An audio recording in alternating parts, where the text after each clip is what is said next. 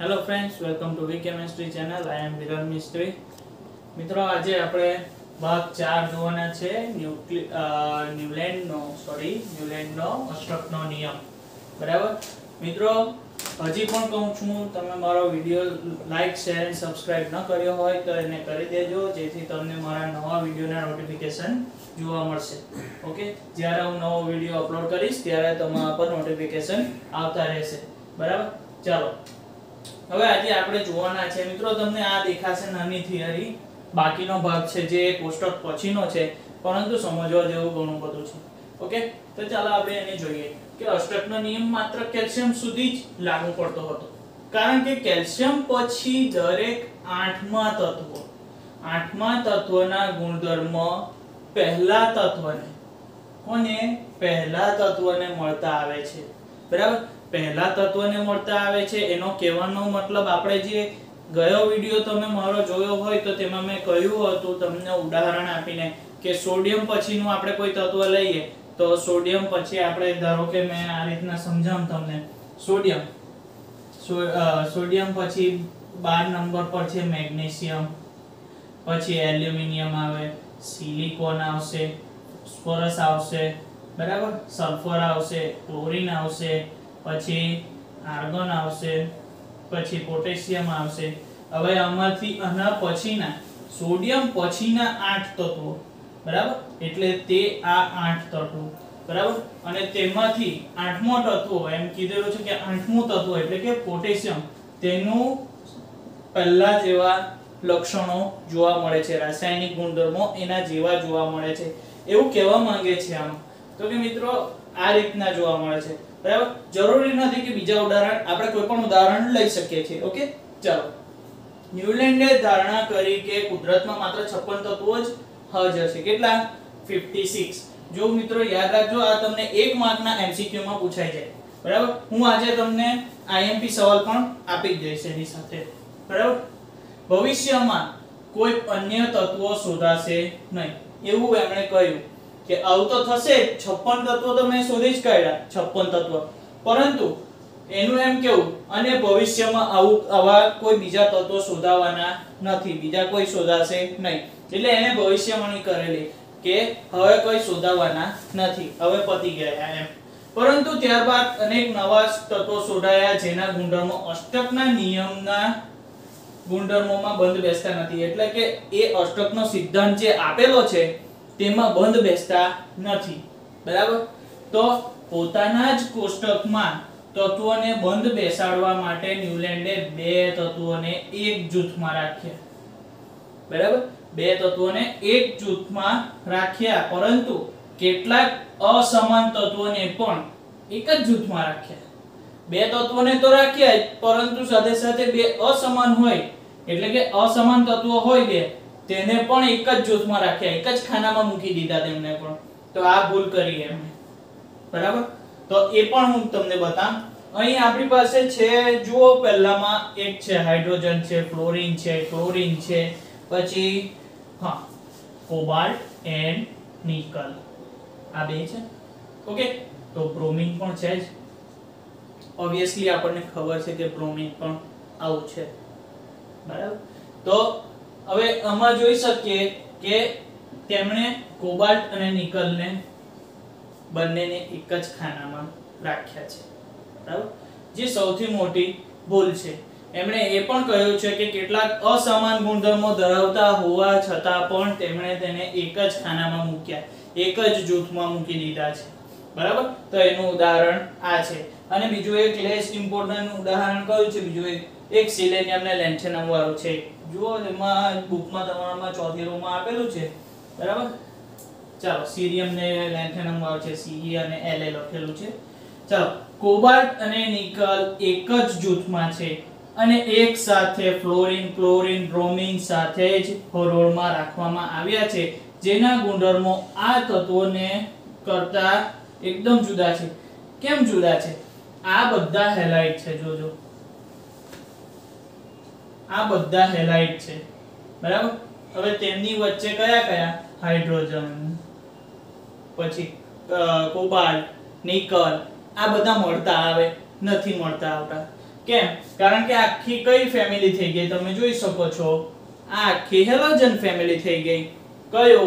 Group number 17, સમૂહ number 17, તેમાં આ બધા તત્વો આવેલા છે. બરાબર?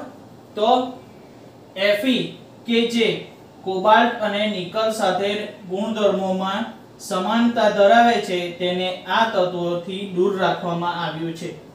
બરાબર? હવે આપણે લખીએ છે કે ટી વે ક્રો મે આ કો ની કો ઝી. બરાબર?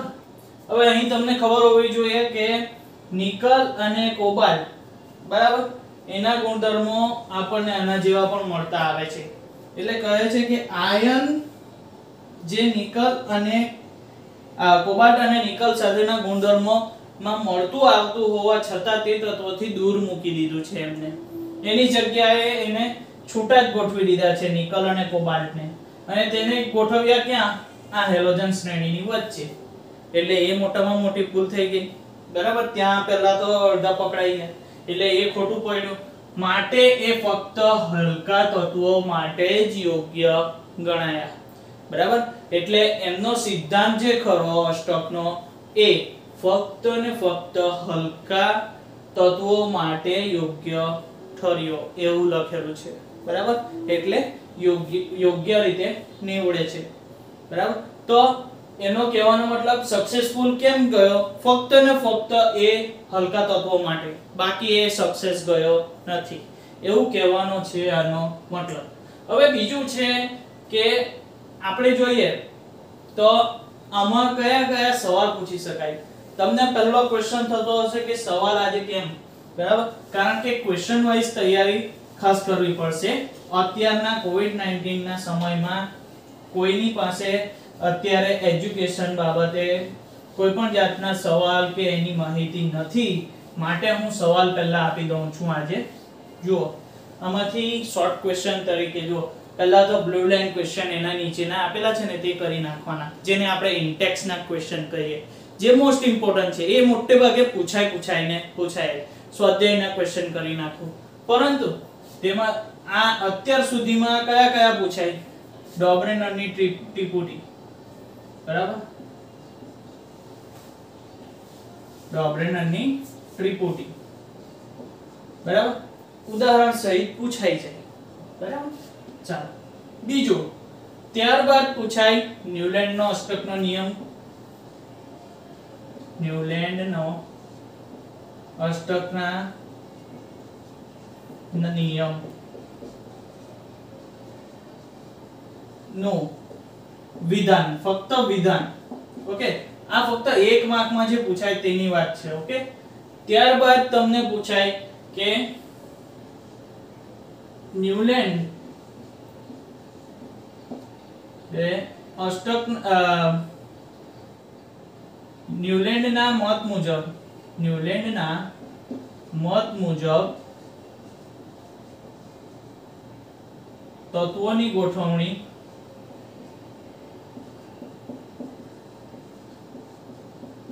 જણાવો.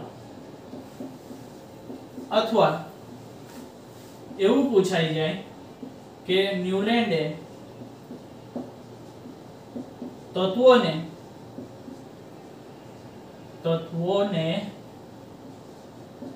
કેવી રીતે ગોઠવ્યા હતા. બરાબર? તો આવું જોવા મળે છે. બરાબર? ત્યારબાદ તમને અમુક સવાલ કેવા જોવા મળે? હવે આમાં ન્યુલેન્ડનો અષ્ટકનો નિયમ છે, તેમાં એમણે કઈ સોડિયમ અને લિથિયમની વાત કરી છે. ત્યારબાદ તો કે ભાઈ કોની સાથે, આટલે ખાસ કરીને આટલે સવાલ પૂછે કે કોબાલ્ટ અને નિકલ કોની સાથે સમાનતા ધરાવે છે અને કોની સાથે સમાનતા ધરાવતા નથી, છતાં તેને એક જ જૂથમાં મૂક્યા છે. બરાબર? તો ન્યુલેન્ડની નિયમની કેટલીક મર્યાદા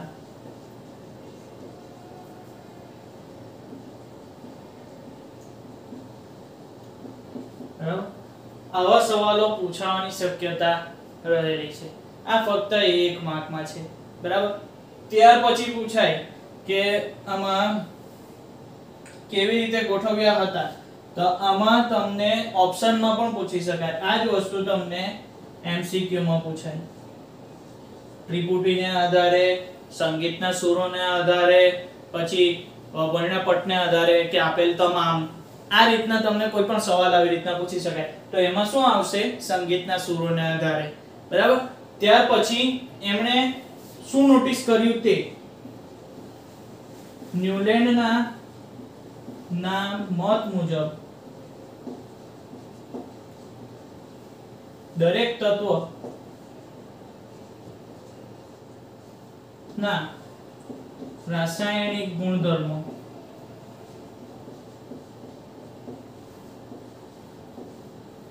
કયા તત્વોને મળતા આવે છે.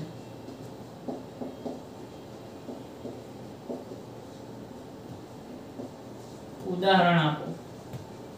હવે આવું જો પૂછાય ને તો મિત્રો 2 માર્ક્સમાં જાય. પહેલું તો એમના મત મુજબ દરેક તત્વના ગુણધર્મો 8મા તત્વ સાથે મળતા આવે છે.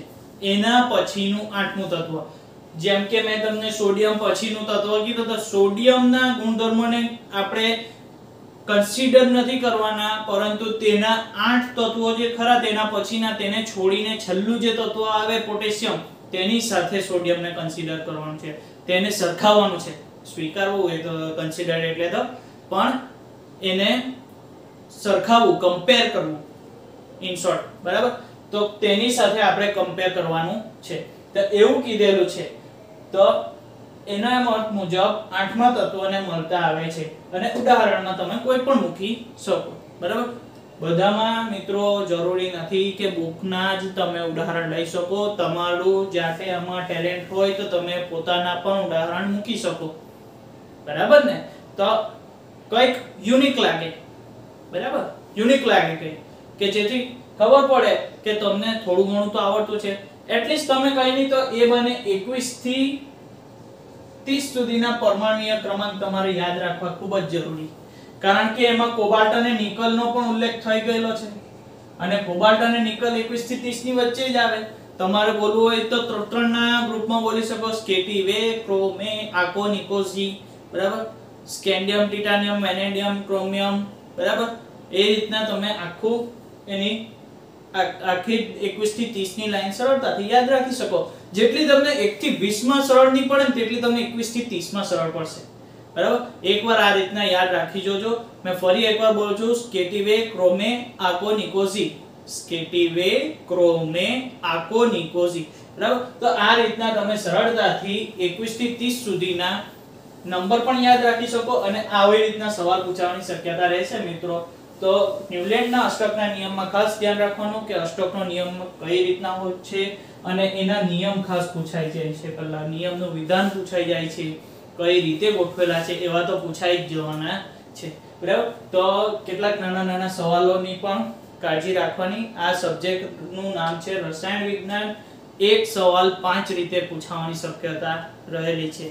બરાબર આપણે બોલીએ ને કૃષ્ણ તારા હજાર નામ, તેવું છે. કોઈ કાળિયો કે ગોપાળ કે બરાબર ગોવિંદ કે રણછોડ કે બધું જ કે કાનો કે કનૈયો કે બધું જ થઈ જાય. પછી એમાં કાનો કા રહી જાય. બરાબર કાનો કા રહી જાય એવું બોલે. આપણી દેશી ગુજરાતી ભાષામાં આવું બોલવામાં આવે છે. બરાબર તો ખાસ ધ્યાન રાખજો. આવા સવાલ પૂછવાની શક્યતા રહે. જેમણે આ સવાલ નોટ નથી કર્યા તે નોટ કરી શકે છે. એવું લાગે તો સ્ક્રીનશોટ પાડી લેજો. ઓકે તો મિત્રો હવે આ વિડિયો તમે લાઈક, શેર અને સબસ્ક્રાઇબ કરજો. Thank you.